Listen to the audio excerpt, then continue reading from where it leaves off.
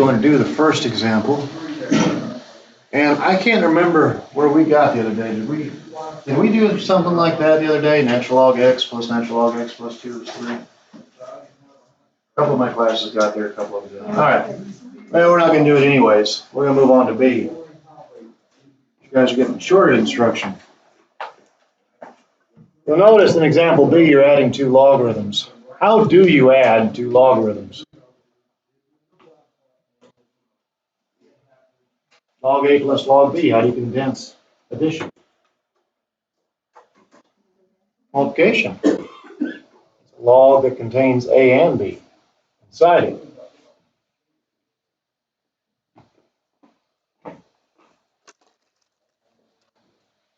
So when I condense this log, what's going to be in it? The product of 2x and x minus 5, still equal to 2. All right. If you want to go ahead and distribute that, you can right there. We'll do it in the next line. What's the intercept base of a log? 10. Look at your calculator if you didn't know it's 10. If you look at your calculator on that faceplate, you'll see right above that log at 10. Log is what? Log is what? Bay, kids. Log is bay.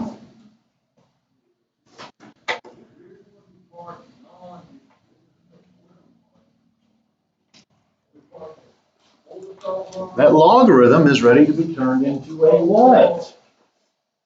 Exponential. I think that's what I'm hearing whispered.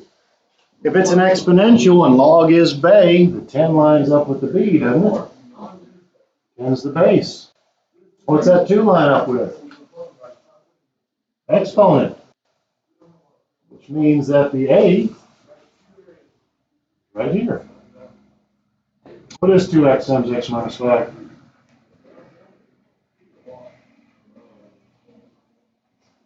Squared minus 10x.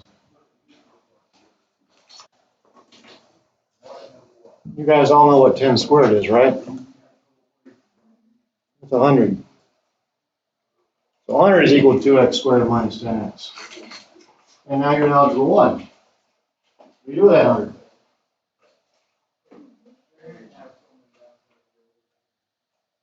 How do you solve something with x squareds, x's, and numbers?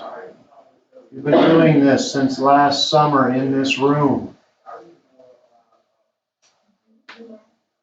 Up to the right, you want to be set equal to a what? 0. Pretty sure I got on to y'all for this the other day for not answering that question. 100 changes its sign. What do you want to try here? What can you pull? Pull a 2. If you see a number you can pull, you should always pull it. Pull a 2, you'll have x squared minus 5x minus 50. So when I see x squared minus 5x minus 50, I decide if it'll factor or not. Will it factor? Are there factors of 50 that add to negative 5? 5 and 10. She factors. 0 equals 2. Takes an x and x to create x squared. Takes a 5 and a 10 to make a 50, to be the negative 5 in the middle. Minus 10 plus 5. In this particular room, about half of y'all couldn't answer the one where it was factored for you and you just had to use the 0 product property. Boy, that's disturbing. What must be true about x minus 10? What's it equal? 0. If x minus 10 is 0, what is x? 10. I think it was maybe question number 5 on that basics quiz. The other factor is x plus 5. If x plus 5 is 0, what's the x value? Negative 5.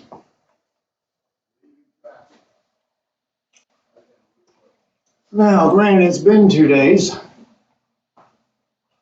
Can you take the logarithm of a 0? No, your calculator said error domain. You take the log of a negative. No, No, it's an imaginary answer or something like that. Or non-real is what you got there, so. If you throw that -5 in right here, you'd be taking the log of a what? Log of a -10. Can't do that. So x equals -5 is what kind of answer? Extraneous. And x equals 10 is real.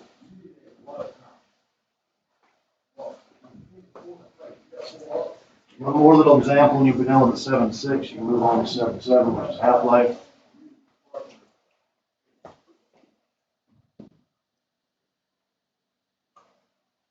And there's your example. Now, one thing I didn't mention here, and I should have, I guess it was Wednesday with y'all, you were looking at this property. Log base b of x equal to log base b of y. What was true about x and y? They were equal. Does that property apply to that problem? No, it does not, Zeke. The property has a log on one side and a log on the other. This thing has a log and a number and a log on a number. So when you were back in 8th grade, learning how to solve for x, you put your x's on your left and your numbers on the right. These are logarithms. Put your logarithms on the left and your numbers on the right. What's going to happen to that log 4 when it shifts left? Sorry, that one on the right. The log base 4 of 2x minus 1, what's going to happen to it if it shifts left? It's going to change signs. Put your numbers on the right. -2 was already there. If -5 jumps, it's positive. How do you think about condensing? How do you do log A minus log B? Division, right. Condense the logarithms. We'll have a log base 4. What will its numerator be? No, numerator. Numerator is the stuff up top. Denominator be 2x minus 1. The logarithm was positive, it was thrown in the numerator. If it was negative, it was thrown in the denominator. And what's that going to equal? 3.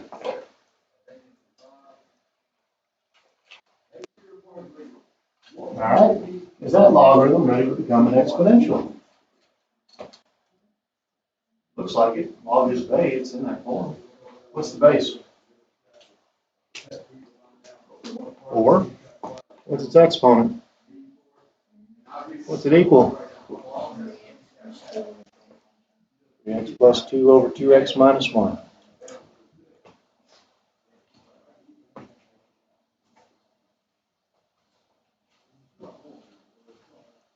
What you know about 4 cubed? 64. Hope you weren't pressing buttons on that, Tristan. That's a 64. What's your next step? Turn? No. It's not quadratic. I've been teaching how to clear fractions since August of last year. Multiplied by what? That's right, Rowan. The problem is that 2x minus 1 is down low. Clear the fraction.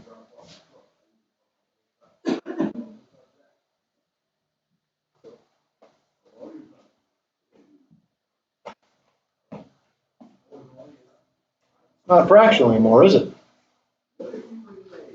I like fractions, eat rubs. That's what I taught you.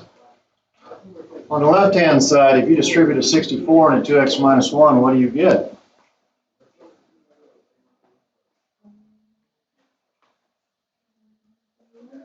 28x minus 64 equal to 3x plus 2. I know it's really easy, isn't it? Looks like it might be a difficult problem, but it's really not. You don't have a quadratic, you don't need a factor, you don't need a quadratic formula, you just put your x's on one side and your numbers on the other. If you shift your x's left, how many will you have? 125. That means you're shifting your numbers right, so 2 plus 64. 66. What's your x value going to be? Don't push the buttons. 66 over what? 125. That ain't going to simplify. Shocked if it would. That's the answer. Don't want decimals. Decimals are ugly. A decimal shows up at my door, I slam the door in its face. Fraction shows up. We have drinks. Decimals are ugly. All right, that was it for your 7-6 stuff. So you're moving on to half-life. Does anybody know what half-life is? Her? I thought y'all liked chemistry. Half-life is how long it takes for one half of a, and typically it's radioactive, substance to transmute, which you probably know as decay, into a more stable form.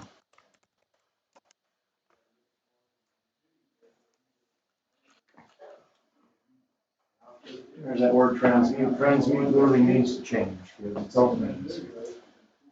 You ought to know that by now, especially when you grew up. Transmute means to change.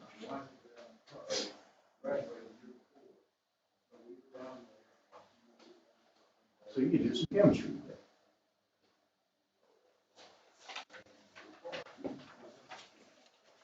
There's two formulas for half-life. And in most of the examples in your notes, we're going to talk about carbon-14. Carbon-14 is what we use to do what's called carbon-14 dating, determine how old something is. You ever heard of carbon-14 dating? There's a lot of assumptions made in this. It's not a perfect science. Carbon-14 is a radioactive carbon element. Radiation comes from the sun. That's what it comes from. Scientists have noticed that everything alive today has the same percentage of carbon-14 in it. It's alive, it contains the same percentage of carbon-14 radioactive elements. Okay? Sorry, isotopes. Removed from chemistry. Now, they're assuming it's always been the case. You go back a couple hundred million years, do we know what kind of radiation output the sun had? Because that's where this stuff comes from. Do we know how radioactive the sun was 200 million years in the past? 10,000 years in the past? Don't trust science. Science is theory. Don't accept it as gospel truth. Science is theory. Hopefully your science teachers are telling you that. As good as we got. That's it. The only formula we're going to use today for half-life is the principal times 1/2 to the T over the half-life. That's the only one we're going to use. We're not going to use the other one. Half-life carbon-14, which is what your examples tend to be about, is 5,600 years. Actually, a really easy little formula to use. Really good. That's been on your formula quizzes for a while, hasn't it? August, I believe. How would I know that? Skip that one because it uses PERT. We're not doing PERT. So here's the problem. We're going to use P times 1/2 to the time passed over the half-life time. If a sample of organic matter, because it's, you guys know why it's called organic matter, right? Yeah, it's carbon. Sample of organic matter has 300 grams of carbon-14 now. How many grams will be present in 26,000 years? What's your goal to figure out? Your goal to get A sub T, the principal, the time? What's your goal?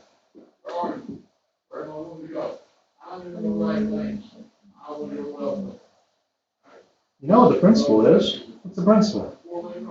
300. There's a half in the formula. How much time is going to pass? 26,000. What's the half-life of carbon-14? 5,600. That's on the previous slide. Your goal is to figure out the amount that's left. That's not a hard thing to do, is it? It's to push some buttons in a calculator problem. That's all it is. Push some buttons. Try and stay awake.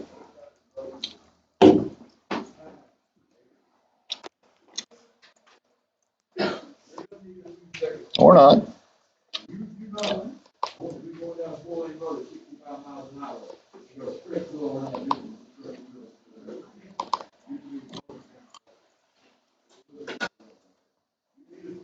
What was it? It was 300, half, roof-topped, 26,000 over 5,600. A little over 12 grams. 12.0083 grams left.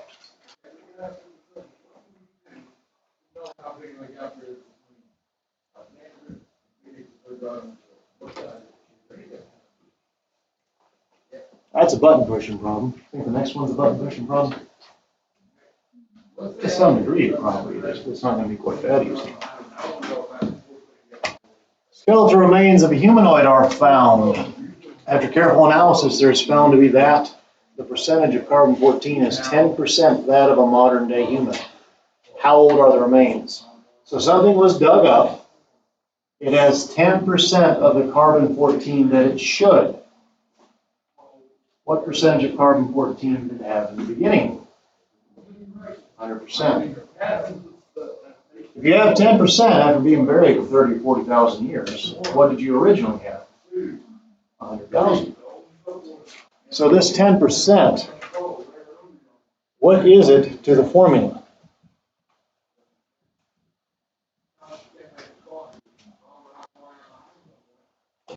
What is it to the formula? Something was buried a long time ago. Is it the principal or is it the amount after time has passed?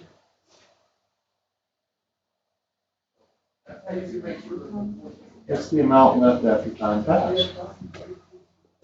10%, which we'll just leave as number 10, is the amount left. What was the principal? I didn't hear it. 100. Originally, I had 100% of the carbon-14 atoms it was supposed to have. What you don't know is how much time passed, but you also have to know the half-life carbon-14, which is 600. Is that exponential ready to become a logarithm?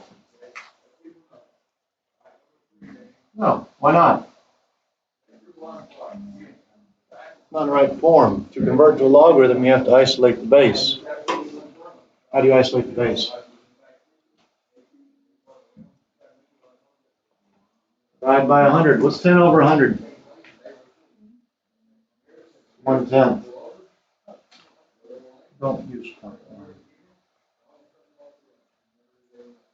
Yes, you can, but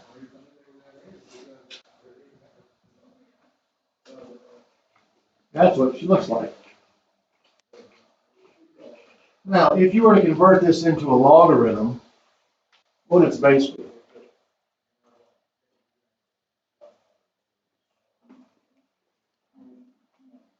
Be a base of a half. What would its argument be? 1/10. What would it equal? Over 5,600. It's kind of a fugly looking logarithm. Yeah? What would you multiply both sides by to solve for t? 600.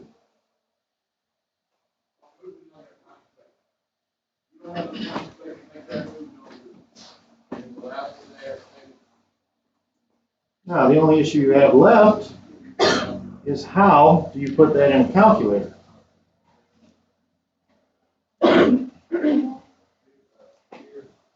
Because if you press the log key on a calculator, you don't have log base half. You have to do natural log, that's right. 5,600 times the natural log, what goes up top, 1/10, over the natural log of what goes in the bottom, 1/2. If you want, use that fraction key. I've noticed when I grade stuff that some of y'all are not using the fraction key, you're screwing things up. 600 natural logs of a tenth. By the way, there's a reason I left it as a tenth. Sitting over the natural log of a half. Anybody know why I was using fractions? Because when the state does this, they will expect the answer in perfect form. How do you break apart the natural log of a tenth?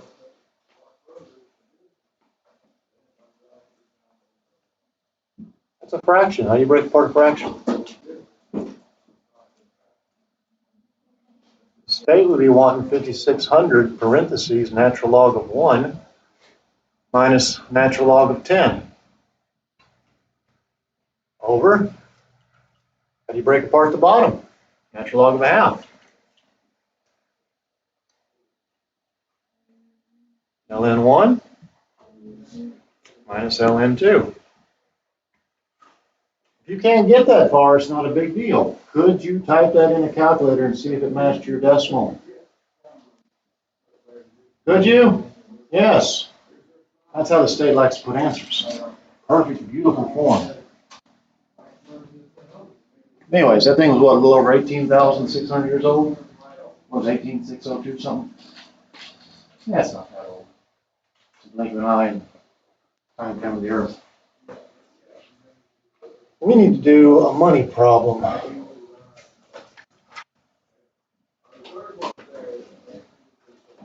Is there a money problem in here? Oh no, there's not. Okay, well, make one up. Plus I need to teach you a new method. We need to do a money problem.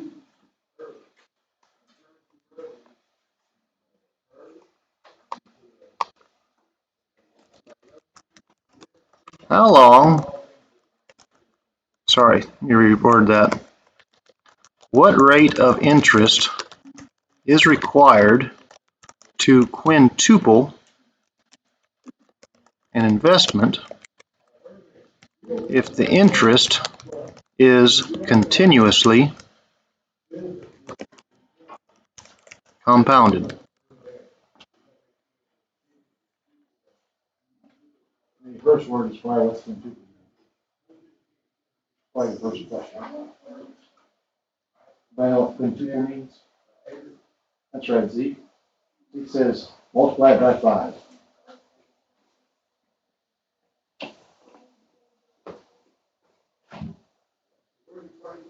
Quintuple means times by 5. The wording continuously showed up. Talk about kids as a whole, good luck with that. But a couple of you know that from one quizzes. Continuous growth plan. PERT, that's right, man. There. Because the word continuous showed up, we get to use PERT. Could have swore somebody told you a long time ago formulas were important in this class. I'm sure somebody did. They are kids. I get to use PERT. Now, this thing has a big question. How much money got invested? Oh, and I didn't give you a time frame. Let's say in 6 years. I'm sorry about that.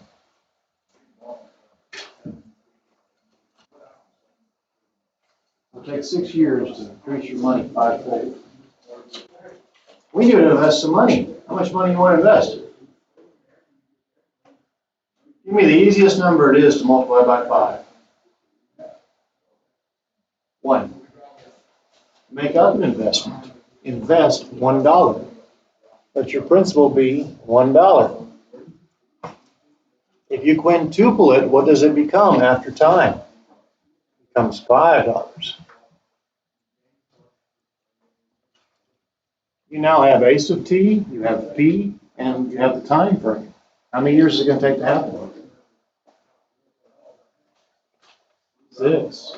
5 equals 1, which would be understood. E to the R times 6. The reason I want to do this problem is because I want to show you another technique for solving logarithms. All right? If you do the same thing to both sides of an equation, do you break its balance? No. Now, the reason I want to show you this technique is because some kids cannot convert to a logarithm to save their life. So we're going to use a technique called ln both sides. Sometimes they do log both sides, but I like the ln. Natural log both sides. I'll introduce an ln to both sides. And by the way, that one's understood. I also don't like R6. 6 on it. Numbers 4 letters. You can count that forever. Did I break balance by doing that? Nope. Sure didn't. All right, what do you guys know about the property log a to the r?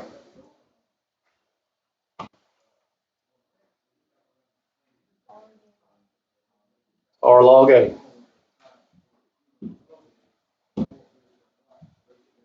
So that little 6r, where does it get to go? Where does it get to go? Front.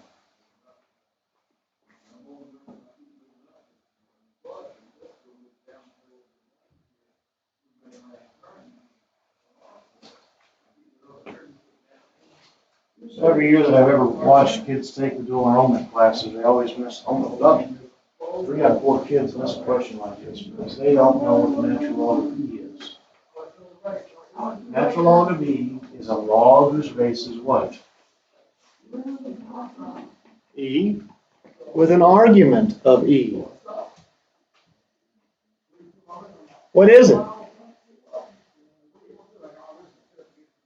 What's it asking? Zeke is mouthing what power of e it takes to make an e. What's the answer to that? 1. And even if you didn't know that, you see ln e, could you not do, and maybe you should, ln, second ln, to get the e, raise it to what power? First power. It's going to say 1. All right, natural log of e is 1. Since it's a 1, I guess I can write 6 times 1. But does it really matter anymore? No. So the natural log of 5 is equal to 6r. What's the rate? What are you going to divide by? 6. The rate is the natural log of a 5, sitting pretty over a 6. And if you wish to know the decimal, what would you do? Push the buttons. You want to know what that rate of interest is, you push the buttons. And if anybody can ever guarantee you a 26.83% return on your money, you go borrow every dollar you can. You can max out your credit cards. That's pretty impressive. That, by the way, was 0.2682. In the real world, that'd be converted to a percentage, wouldn't it? I did notice on your take-home test, a couple of y'all didn't know how to convert a 250% to a decimal. It was 2.5. There was at least 10 papers that were probably copies of each other that said 0.25. But whatever. What's 0.2682 as a percentage? 0.2682 is a percentage. Can't hear you. Not 2.6. 6.82%. Convert from a percentage to a decimal, you move it 2 places. We had a whole lesson on that. We spent 5 minutes talking about it. Man, they teach you that in middle school. Oh, you kids. Well, we got time to do anything else. I would love to talk to y'all about Newton's law of cooling, but that would just blow your little minds today. We're not going to do it. This is actually a pretty important problem. Before a nurse can re-administer a certain drug, there can only be 25 milligrams left in a person's body. Suppose a nurse administers 200, no, we can't do this one here today. We don't have our half-life for this, do we? So never mind. I would have to use PERT.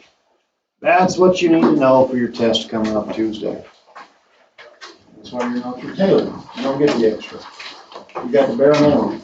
Isn't that the way we like it at Dresden High School? Yes, it is. Bare minimum. Yeah, the 2 homework assignments I passed out, 7, 6, 7, 7, they're optional. That test twin, mandatory. I don't care.